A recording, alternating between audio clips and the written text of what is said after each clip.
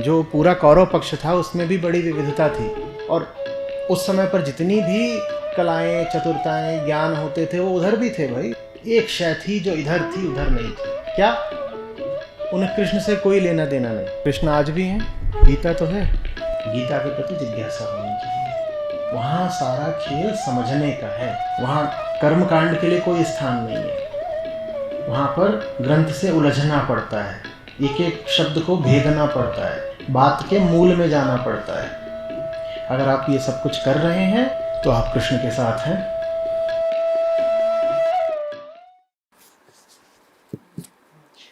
कह रहे हैं कि संत नामदेव बोल गए हैं कि नाम अमर है और रूप रंग आकार असंख्य हैं, लेकिन नाम और रूप में अंतर करना ठीक नहीं। फिर क्या है? यही भ्रम है। नाम को रूप से, रंग से अलग देखना, इसी को भ्रम कहते हैं। और नाम है परम ब्रह्म, और वहां पर सब अद्वैत है। क्या बोलूं मैं इसमें? ये तो जिन्होंने जाना, उन्होंने अपने हृदय की बात को किसी भाषा में उद्घोषित किया। मैं इसमें क्या बोलूं? वो कह रहे हैं कि रचनाकार को रचना से अलग मत देखो। वो कह रहे हैं रचना में ही रचयिता शामिल है। वो कह रहे हैं कि वो तुमसे इतना प्यार करता है कि उसने तुम्हारे लिए सिर्फ कुछ बनाया नहीं है, वो रचना में शामिल है।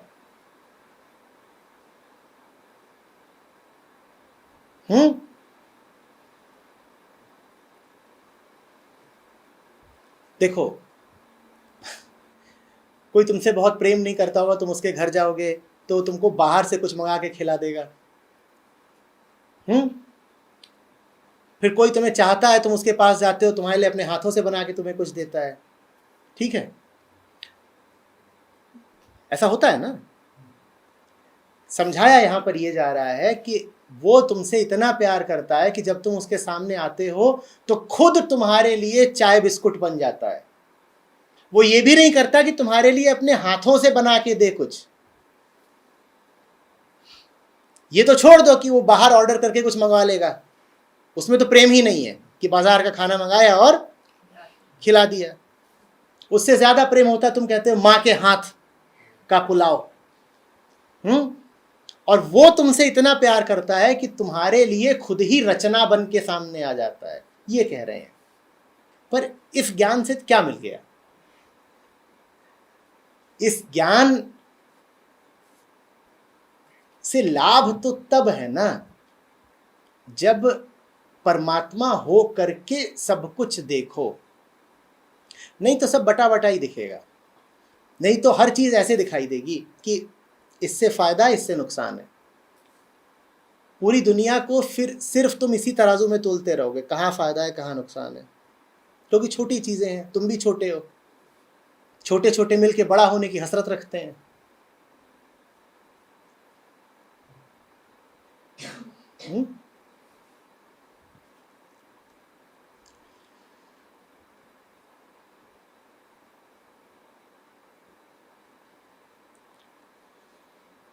फिर रमण महर्षि का वक्तव्य लिखा, इतनी सारी तो अंग्रेजी लिख दी है। क्या लिखा है?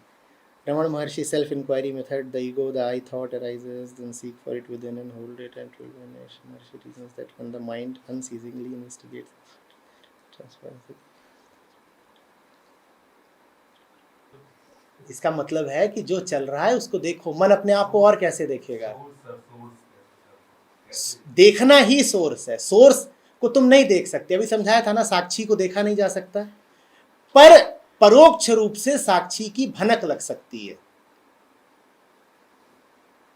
परमात्मा को नहीं देखा जा सकता। लेकिन तुम मेरी बात समझ पा रहे हो, ये प्रमाण है, इनडायरेक्ट प्रमाण है परमात्मा का। क्योंकि मिट्टी की कोई भी चीज वो बात नहीं समझ सकती जो मैं कह रहा हूं। इनसे जो वचन उठे वो मिट्टी से नहीं उठ सकते हैं। और ये अजीब बात है कि यहां से मिट्टी बोल रही है और वहां से मिट्टी समझ रही है। ये प्रमाण है परमात्मा का। मैं भी मिट्टी हूं, तुम भी मिट्टी हो, दोनों मिट्टी हैं। मिट्टी से उठे और खाकी हो जाने हैं। लेकिन यहां मिट्टी कुछ ऐसा बोल रही है जो मिट्टी के पार की बात है, और यहां बोल दिया तो बोल दिया, वहां समझ भी लिया। यह काम न मिट्टी कर सकती है न मशीन कर सकती है। यह परमात्मा का परोक्ष प्रमाण है कि कोई तो है, कुछ तो है जिसके कारण बोध जैसी चीज होती है। यहां बात समाधि से निकल रही है, वहां सुनने वाले को समाधि में ले जा रही है, और मिट्टी की तो समाधि होती नहीं।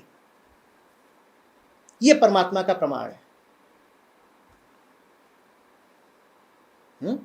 सोर्स को फाइंड करना, होल्ड करना और फिर उसके बाद अपने आप ही चली जाती है, वो अहम अपने आप ही चला जाता सोर्स को होल्ड करना माने इसमें काहे में, है। काहे में पकड़ोगे? कौन से हाथ लाओगे जिससे तुम परमात्मा को पकड़ लोगे? होल्ड वगैरह नहीं किया जाता, मिटा जाता है। होल्ड तो रसगुल्ले को किया जाता है। रसगुल्ला थोड़े ये परमात्मा की लिया और गप।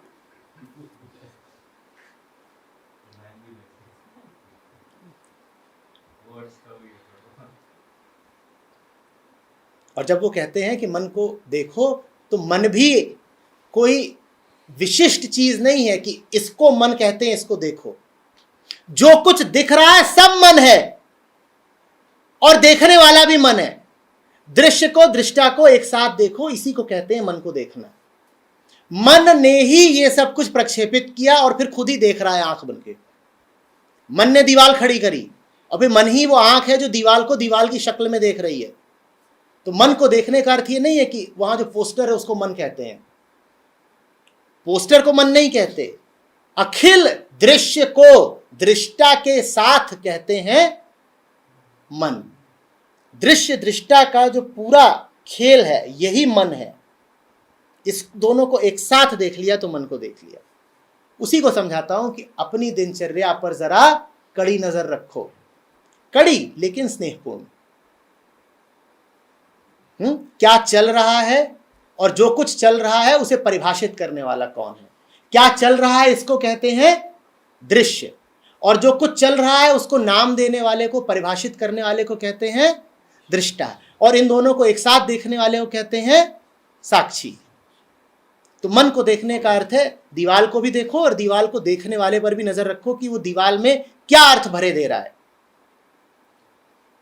दीवाल कभी तुम्हारे लिए सिर्फ दीवाल थोड़ी ही होती है, दीवाल और दीवाल का कुछ अर्थ भी तो होता है। तो दोनों को देखना है, देखने वाले को भी, अर्थ देने वाले को भी, दृश्य को भी, सब एक साथ दिखे, ये साक्षित्व है। निरंतर देख तो रहे हो, आंख खुली है तो दिख तो रहा ही है। हाँ, मन लगातार सक्रिय है, इंट्रोस्पेक्शन नहीं है, गड़बड़ हो गई।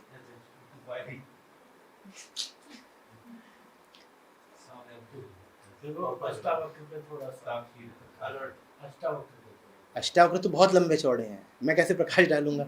20 अध्याय हैं, कैसे प्रकाश डालूंगा? उसमें कोई श्लोक हो जो अटकता हो तो ले आए तो कुछ कहूंगा, अगली बार लेके आइएगा। इंट्रोस्पेक्शन भी नहीं है, इंक्वायरी भी नहीं है, कुछ नहीं है। इंट्रोस्पेक्शन करने वाला मन है। मन को तो देखना है कि ये देखो ये कैसे इंट्रोस्पेक्शन कर रहा है, बेईमान। इंट्रोस्पेक्शन के नाम पे बेईमानी ही तो चलती है, और क्या होता है? इंक्वायर करने वाला भी मन है, उसको भी देखना है। अच्छा बे इंक्वायरी कर रहे हैं जनाब, हाँ करिए, इंक्वायरी करिए जरा। अब ये इंक्वायरी के नाम पर सिर्फ उनसे पूछ रहे हैं जिनसे इनको इनके मुताबिक उत्तर मिलेंगे। करिए करिए, इंक्वायरी करिए। जो कुछ हो रहा है वो मन है, जो कुछ हो रहा है वो सब मन है। तुम उस सब से जरा अछूते रहो, यही साक्षित्व है। तुम जो कुछ भी करोगे वो मानसिक है, तुम जो भी करोगे वो मानसिक है। जो भी कर रहे हो, जो कुछ हो रहा है, चाहे वो तुम्हारी गहरी से गहरी चेतना से क्यों ना हो रहा हो, है वो मानसिक ही। कुछ हिला मन है, कुछ नहीं हिला वो भी मन है। कुछ नहीं समझ में आया मन है, कुछ समझ में आ गया वो भी मन है। उठा मन है, गिरा मन है, आगे मन है, पीछे मन है, ऊपर मन है, नीचे मन है। चहुं दिशा सिर्फ मन की ही सत्ता व्याप्त है। तुम उस पूरे खेल से यदि जरा से अभिन्न हो जाओ, भिन्न हो जाओ, पृथक हो जाओ, तो फिर परोक्ष रूप से तुम्हें यानी मन को ही जरा प्रमाण मिला कि साक्षित्व का उदय हुआ।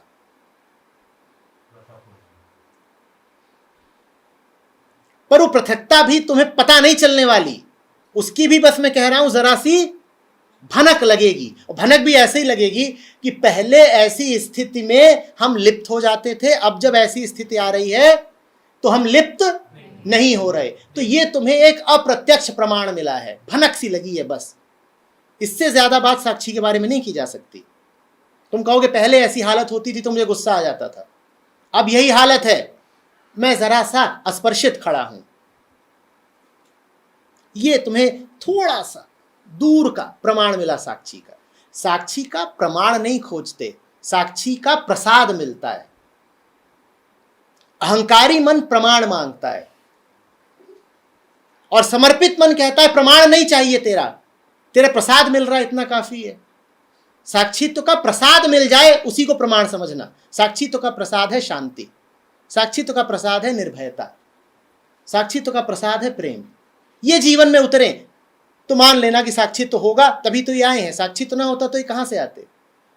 तुम निर्भय हो ही नहीं सकते साक्षी हुए बिना, तुम आनंदित हो ही नहीं सकते साक्षी हुए बिना। तो जीवन में पाओ कि भय कम हो रहा है, तनाव कम हो रहा है, तो जान लेना कि साक्षित्व कहीं पर उदित हुआ होगा। ऐसे ही जरा सी भनक मिलेगी बस।